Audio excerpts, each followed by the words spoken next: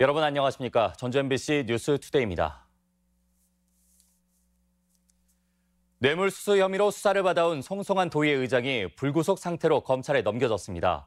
경찰은 혐의 입증에 자신감을 보이고 있지만 송 의장은 여전히 혐의를 완강히 부인하고 있습니다. 조소영 기자의 보도입니다.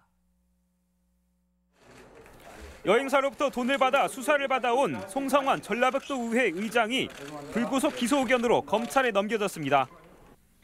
송 의장은 도의회 행정자치위원장 시절이던 2016년 9월 동유럽 연수를 준비하며 전주의 한 여행사로부터 500만 원을 건네받았습니다.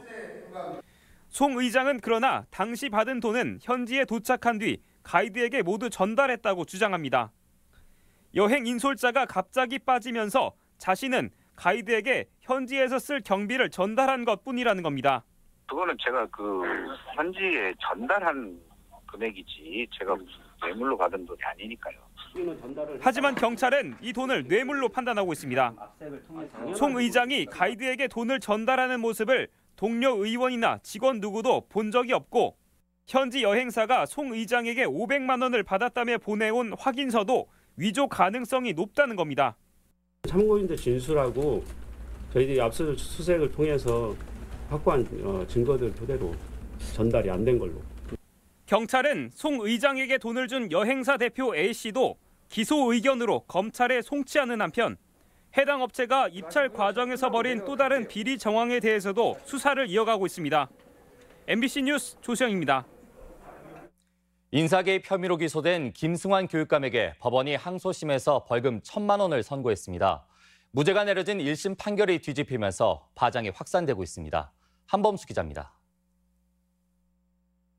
김승환 전북교육감이 항소심에서 벌금 1,000만 원을 선고받았습니다. 지난 1월 1심 재판부가 내린 무죄 판결이 뒤집힌 겁니다. 김 교육감은 2013년부터 2년간 4차례 근무 평정을 하면서 공무원 4명의 승진 후보 순위를 높이도록 지시해 직권남용과 지방공무원법 위반 혐의로 기소됐습니다. 항소심 재판부는 피고인이 측근의 승진을 위해 권한을 남용했고 이로 인해 인사 업무의 객관성과 투명성이 훼손됐다며 처벌이 불가피하다고 밝혔습니다. 다만 인사청탁이나 뇌물수수가 아닌 점, 범행 횟수가 적고 기존에도 비슷한 관행이 있었던 점 등을 고려해 벌금형을 선고했다고 덧붙였습니다. 무죄를 확신했던 김 교육감은 법원 판결에 당황하면서도 대법원 상고로 결백을 증명해 보이겠다는 입장입니다.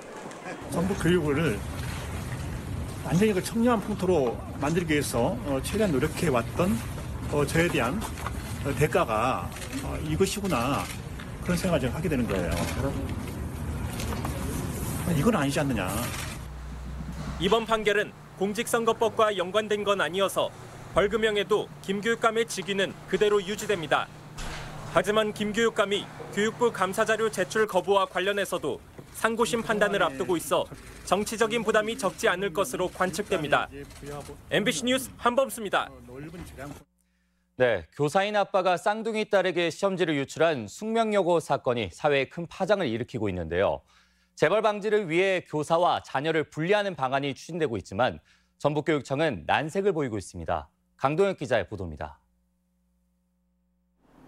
내신 비리로 교육계를 충격에 빠뜨린 숙명여고 사태. 결국 교무부장이던 아버지는 구속됐고 쌍둥이 자녀는 퇴학 처분까지 받게 됐습니다. 후폭풍이 거세지자 교육부는 내년부터 고등학교에서는 한 학교에 교사와 자녀가 함께 다닐 수 없도록 하는 고교 상피제를 도입하기로 했습니다. 전북에서는 37개 공사립 고등학교에 교사와 학생 130여 명이 대상입니다. 하지만 도내에서 고교 상피제 도입은 쉽지 않은 상황입니다. 김승환 도교육감은 교사를 잠재적인 범죄자로 몰 수 있다며 제도 도입에 부정적이기 때문입니다. 도교육청의 이 같은 인식은 의회 행정사무감사에서도 그대로 드러났습니다. 우리 전북교육청에서도 물론 이런 일이 안 일어나지요. 그런 일이. 그렇지만 그건 또 장담을 못하잖아요. 누가 그걸 장담하겠습니까? 상피제에 대해서는 신중하게 고려할 필요가 있고 엄중 처벌하는 쪽으로. 도내에서도 숙명여고와 같은 내신 비리가 없으리라고 장담할 수 없는 마당에 교육 관련 시민단체 역시 우려를 나타냈습니다. 상피제 도입에 대해 부정적인 입장을 취하는 것은 이를 바라보는 학생이나 학부모의 불신을 더욱더 키우는 것밖에 되지 않는다고 생각을 합니다.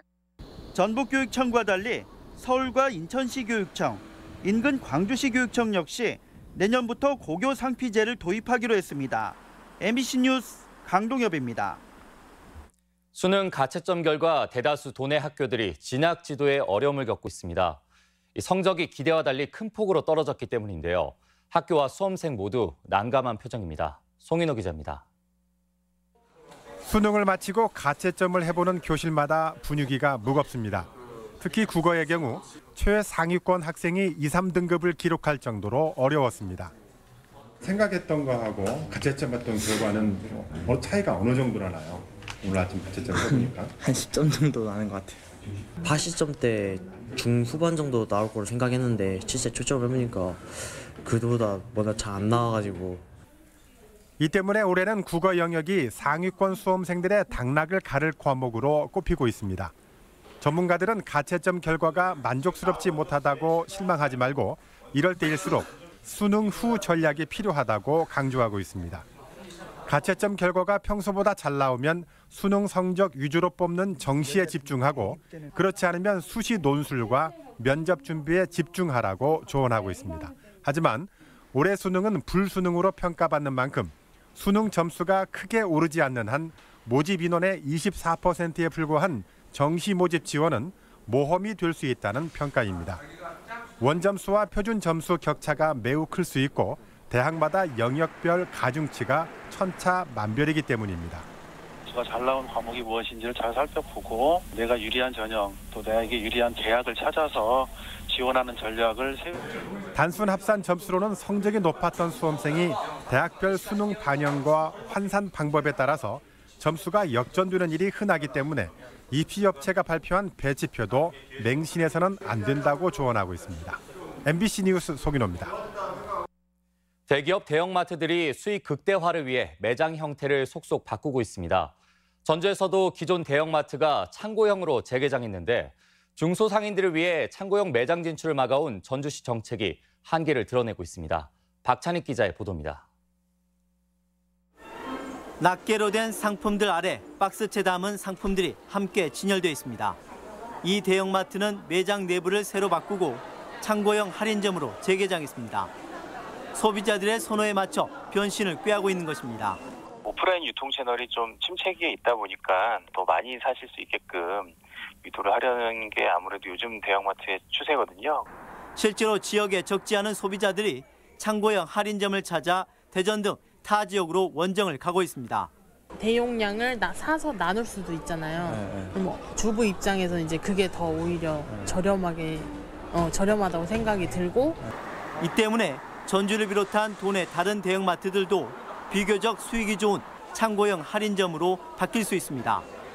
그런데 전주시는 중소상인을 보호한다며 에코시티에 창고형 할인점 입점을 행정적으로 막아왔습니다. 전주시는 신규 진입이 아닌 기존 영업 중인 대형마트가 창고형 할인점으로 전환할 경우 딱히 제재할 방법은 없다고 말합니다. 교통산업발전법에서는 면적의 변경이라든지 이런 변경 사항이 없으면 저희 행정기관에 따로 변경 등록을 할 의무가 없거든요. 지난해 창고형 할인점 입점 허가를 주장했던 에코시티 입주민들은 불만입니다. 이게 좀 말에 어폐가 있잖아요. 창고형이면 안 되면은 저기 홈플러스도 되면 안 되는데 왜 여기는 안 된다 그랬다가. 전주시의 대형마트 규제 정책이 급변하는 유통시장 속에서 한계를 드러내고 있어 중소상인을 위한 실질적인 상생 방안 마련이 요구되고 있습니다. MBC 뉴스 박찬익입니다. 도 출연기간 비정규직 246명이 정규직으로 전환했습니다. 전라북도는 여성교육문화센터 28명, 군산의료원 15명, 자동차 융합기술원은 20명 등 출연기간 12곳에 비정규직 246명을 정규직 전환했다고 밝혔습니다. 정규직 전환은 연 9개월 이상 상시 근무하거나 2년 이상 지속하는 업무 담당 비정규직으로 해당 직책은 앞으로 정규직 채용을 제도화합니다. 전북대학교 평교수 34명은 경찰의 총장 선거 개입에 대한 신속한 수사를 촉구했습니다. 교수들은 선거 기간 총장 내사설을 흘린 경찰은 위법성 여부를 즉각 조사하고 이를 선거에 이용하려 한 일부 후보와 교수의 관계자들에 대한 수사도 요구했습니다. 교수들은 수사가 미진하면 직접 고발 입장을 밝히기도 했습니다. 동학혁명 국가기념일을 갖게 되면서 동학정신 계승 사업의 대중화와 전국화, 세계사 의미평가의 계기로 기대감이 높습니다. 잠시 후 전주 MBC 시사토론에서는 동학농민혁명 국가기념일 제정의 의미와 과제를 짚어봅니다. 여러분의 많은 시청 바랍니다. 다음은 우리 지역 행사와 문화 소식입니다.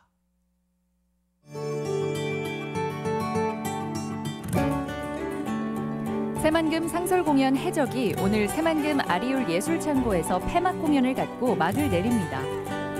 김제 시립합창단은 오늘 문화예술회관에서 동해 시립합창단과 교류음악회를 갖습니다. 다양한 장르의 영화와 교육 프로그램을 제공하는 작은 영화관 기획전이 내일부터 나흘간 고창 독립시네마에서 열립니다. 군산 지역 음악 동호회인 뮤직포유가 오늘 은팝 유원진의 카페에서 토요 음악회를 엽니다. 익산 시립도서관은 오늘 모현 도서관에서 어린이를 위한 체험형 마술 공연을 무료로 진행합니다.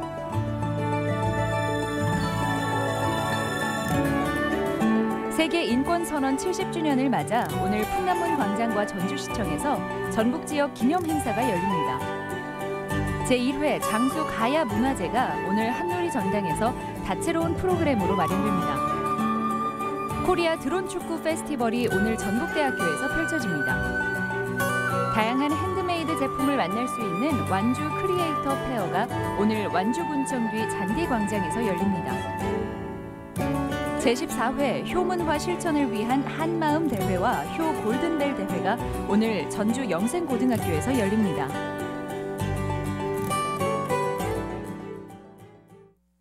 (11월 17일) 토요일 전북권 날씨입니다. 주말인 오늘 전라북도 지역은 오후 들어 구름 많은 날씨를 보이겠으며 대부분 지역에서 10도 초반의 쌀쌀한 날씨가 이어지겠습니다. 미세먼지와 초미세먼지 농도는 보통 수준을 보이겠습니다. 지역별 최고 기온입니다. 전주 12도, 완주 12도, 익산 12도, 동부권은 무주 12도, 진안 11도, 장수 12도, 서해안권은 군산 11도, 부안 11도, 고창 11도 등을 기록하겠습니다. 바다의 물결은 전북 북부 앞바다에서 0.5에서 2m로 일겠습니다. 이상으로 전주 MBC 뉴스투데이를 마칩니다. 시청해주신 여러분 고맙습니다.